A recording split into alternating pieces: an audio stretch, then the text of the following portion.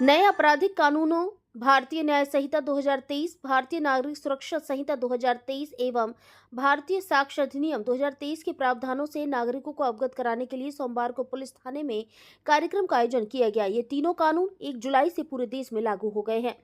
इस अवसर पर विधायक सचिन बिरला ने कहा कि वर्षों पुराने अंग्रेजी शासनकाल में लागू कानूनों को बदलकर प्रधानमंत्री नरेंद्र मोदी ने देश को अंग्रेजी गुलामी की मानसिकता से मुक्ति दिलाई के लिए ऐतिहासिक कदम उठाया है।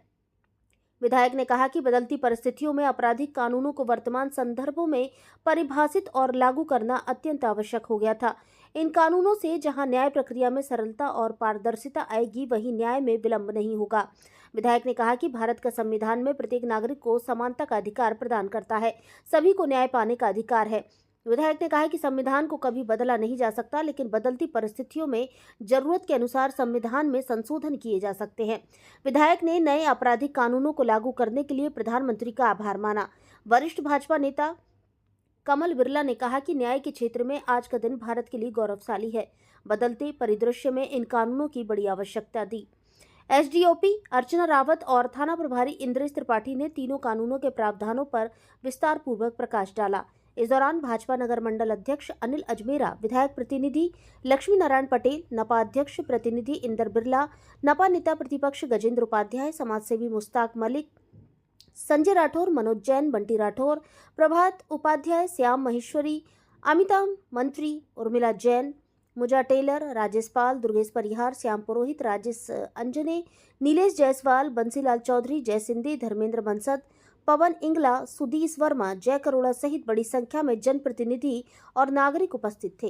भारत संवाद से सुधीर बैसवार की रिपोर्ट। नया कानून, नए प्रावधान लागू हुए हैं। बीएनएस को लेकर भी बहुत सारे आज नए प्रावधान को लेकर भी कार्यक्रम हुआ है। सब किस तरीके से लोगों को समझाइश दी गई और बताया नए कानून को लेकर। संपूर्ण देश में आज 1 जुलाई से नवीन कानून लागू हो गए। जो पहले पुराने कानून थे उनके बदले में जैसे आईपीसी थी, भारतीय दंड संहिता, तो अब दंड के स्थान पर न्याय आ गया है, भारतीय न्याय संहिता हो गई है। जो पहले हमारी सीआरपीसी होती थी उसके बदले में अब हमारा भारतीय नागरिक सुरक्षा संहिता बीएनएसएस आ गया है।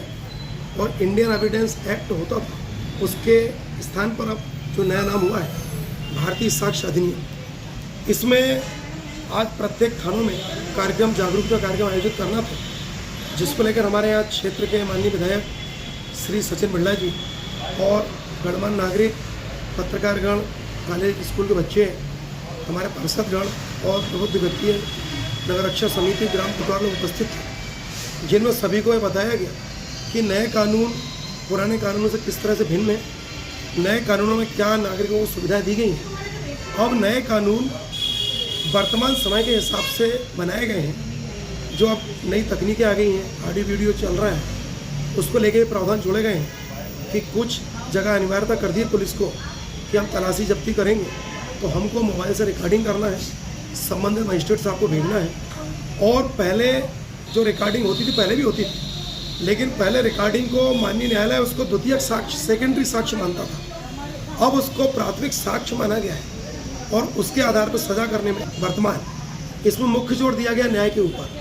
कुछ छोटे कानून जो हैं, जिसमें जैसे 5,000 की चोरी है, अगर व्यक्ति उस संपत्ति लौटा देता है तो उसको एक मौका दिया सुधरने का। और एक नई सेवा दंड इसमें जोड़ा गया है, सामुदायिक सेवा का। ये पहली बार हुआ है कि सामुदायिक सेवा में अभी डिफाइन नहीं किया, कुछ भी आ सकता है, वृक्षारोपण करना है, कहीं ट्रैफिक में करना है, कहीं हॉस्पिटल में करना है, तो ये नया दंड उसमें अभी जोड़ा गया है। उसके बाद में जो पहले एक राजद्रोह की धारा थी, जब पहले शासन अंग्रेजों का था, वो हटा दी गई है। उसके बदले में बढ़ा के आतंकवाद या देश की एकता, अखंडता को कोई खतरा पहुंचाने वाले तत्वों पर जो कार्रवाई होगी, वो नई धारा इसमें जोड़ी गई है। उसके उपरांत इसमें एक टाइम लिमिट निर्धारित कर दी है कि हमको इतने समय में अगर हम रिकॉर्डिंग करेंगे तो माननीय कोर्ट में हमको भेजना है, कितने दिन बाद उसमें चार्ज लगेगा, कितने दिन बाद उसमें दंड कोर्ट उसमें निर्णय देगी, ये सब उसमें इस बार ये सब उसमें ला दिया। और एक नया प्रावधान किया 0 FIR और E FIR। अगर कोई घटना कहीं पर होती थी, पहले हमें दिक्कत होती थी कि हम 0 पर करते पर उसको भेजते थे। अब